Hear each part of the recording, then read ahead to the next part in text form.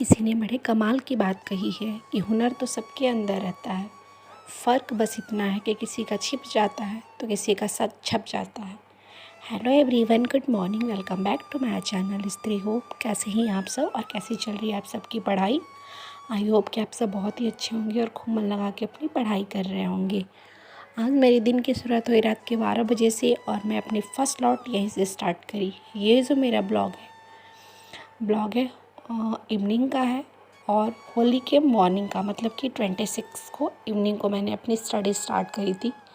क्योंकि जितना काम होली के दिन होता है उतना ही काम होली के मॉर्निंग में भी होता है।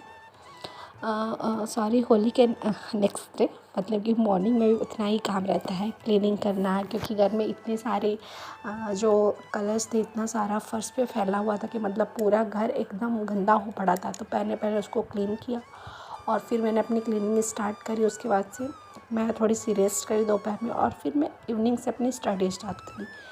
तो ये जो मेरा आज का ब्लॉग है ना, ये इवनिंग टू मतलब कि आफ्टरनून उसके नेक्स्ट डे तक का है। और यहाँ पे मेरा फर्स्ट स्लॉट तो इवनिंग आई है और जो मेरा नेक्स्ट डे का स्लॉट है वो मैं रात को 12 बजे से लेके 2 बजे तक करी। क्योंकि शाम को उतनी पढ़ाई हो नहीं पाई थी, तो इसलिए मैं सोची कि मैं 9 या 10 बजे से, मेरी बच्ची है छोटी वाली, तो अभी आप सब इसको देख ही रहे हैं, ये कभी कभी मतलब कि 10 बजे के बाद ही सोती है। तो 10 बजे सोई तो मुझे कब नींद लग गया मुझे खुद ही नहीं पता चला और 2.5 घंटे के बाद मेरी नींद खुली। तो मैं 12 बजे से अपनी स्टडी स्टार्ट करी। तो फिर रात को 12 बजे से लेकर के 2 बजे तक मैंने अपनी साइंस की पोर्शन कंप्लीट करी। मैंने आप लोगों से कहा ही था कि साइंस में मेरा अभी एनसीईआरटी चल रहा है। अभी मैं क्लास 9th के ही उस पे चैप्टर पे हूँ। उसमें भी मैं कि जो प्लांट्स हैं, उत्तक हैं, कोशिका हैं, इन्हीं चैप्टर में भी फंसी हुई हूँ। कल फाइनली मेरा गति और बल और गुरुत्वाकर्षण बल, ये 3 चैप्टर मैंने रात को ख़त्म किया अपना। मतलब कल एक दिन में 3 चैप्टर रात को मैंने 12 से 2 बजे तक अपने 3 स्लॉट पढ़ा। उसके बाद से मैंने 9th की ही जो ऑब्जेक्टिव क्वेश्चन से मैंने वहाँ से लगाने स्टार्ट किए।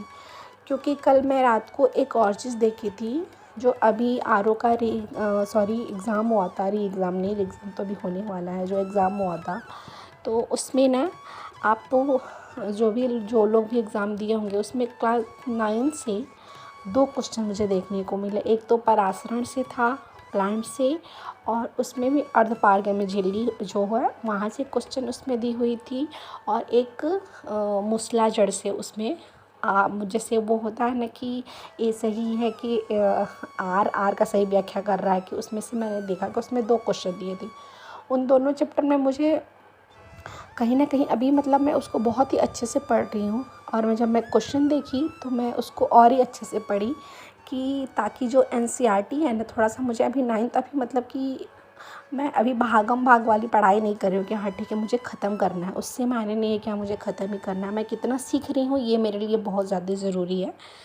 कि भले ही टाइम लगे, लेकिन जो बेसिक है उसको पूरा ही आपको बिल्कुल ही अच्छे ढंग से करना है। और 9th और 10th का जितने भी उसमें ऑब्जेक्टिव बुक में दिए हैं उसको लगा लेना है, ताकि जो हमारा 9th और 10th का साइंस है ना, उसमें बहुत सारे क्वेश्चंस हमारे जो उसमें हैं पीसीएस वाले पेपर में, आरओ वाले में भी थे। तो उसमें मैंने देखा यूपीपी का भी, और भी जो वो थे एग्ज़ाम थे, मैंने उसमें बहुत सारे क्वेश्चन 9th और 10th के देखे। तो इसलिए मैं अभी वही चैप्टर पे मैं उसको बार बार रिवाइज़ भी कर रही हूँ। मैंने नोट्स भी, एक अपना शॉर्ट नोट्स भी आप लोगों के साथ शेयर करी थी कि मैं बना रही हूँ। तो कल यही जो मेरा गुरुत्वाकर्षण था वो ख़त्म हो गया और ये पहले का ही है। थोड़ा सा मैं जब रात को ही प्रीवियस ईयर, मतलब कि क्वेश्चन वही 23 का ही आरओ वाला देखी, तो मतलब मुझे सच्ची में बहुत अच्छा भी लगा। मैंने उन दोनों क्वेश्चन को पहले तो सॉल्व कर लिया, उसके बाद से मैंने 9th की बुक उठाई तो देखा कि हाँ ये इसी चैप्टर में ये दिया था। तो फिर मैंने उसको एक बार और अच्छे से किया, जैसे कि उसमें ब्रायोफाइटा, थैलोफाइटा ये सब दिया हुआ है। तो इन सारी चीज़ों को मैंने बहुत ही अच्छे से बारीकी से पढ़ी, ताकि फिर क्या है ना कि इसमें ये होता है कि आप अच्छे से रिवाइज़ कर लोगे तो फिर वो माइंड में छप जाती है, छप भी जाएगी। और देखिए यहाँ पे पराशरण ये मैं नहीं लिखी थी, फिर मैं विसरण तो मैंने लिखा हुआ था, बस पराशरण मैंने छोड़ दिया था। और फिर मैं जैसे ही क्वेश्चन लिखी तो मैं डर के मारे फिर उसको लिख ली कि क्या पता ये नेक्स्ट भी आ जाए। और यहाँ पे बस थोड़ा सा गति का कुछ मुझे ऐसा लग रहा था कि हाँ ठीक है, मुझे ये मतलब मैं इसको भूल सकती हूँ। तो फिर मैंने उसको भी लिखना स्टार्ट किया अपने नोट्स में।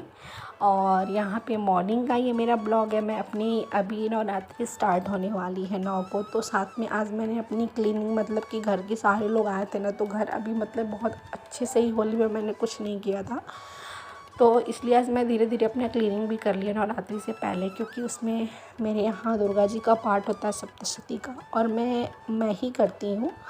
तो इसलिए अभी रामनवमी भी आने वाली है, तो मुझे उसकी भी तैयारी का मतलब वही पूजा पाठ ही करना है। मतलब मेरे यहाँ बस पाठ ही होता है, और कुछ मतलब कन्या वगैरह ये सब नहीं खिलाना होता है, बस हवन और पूजा मतलब नॉर्मल सा ही होता है।